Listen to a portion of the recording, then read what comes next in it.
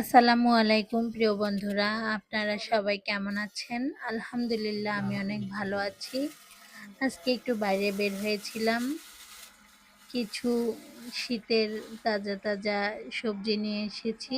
এখানে এগুলা হচ্ছে ঢেঁড়স, অনেকে ভেন্ডি বলে, ঢেঁড়স বলে, বিভিন্ন জন বিভিন্ন নামে এটাকে চিনে। এখানে মূলা নিয়েছি, করলা নিয়েছি, এখানে কাঁচামরিচ, তো এখানে আমি সিম নিয়েছি কিছু, সবকিছু একটু একটু করে নিয়েছি আর কি। এখন তাজা তাজা খেয়ে ফেলে।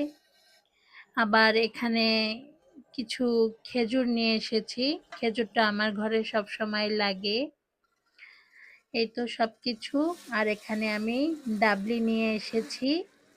এই ডাবলিগুলো ফুচকা বা চটপটির জন্য এই জন্য নিয়ে এসেছি। আর এখানে কিছু পলি নিয়ে এসেছি। আমরা যারা শহরে বসবাস করি তাদের পলি খুব কাজে লাগে।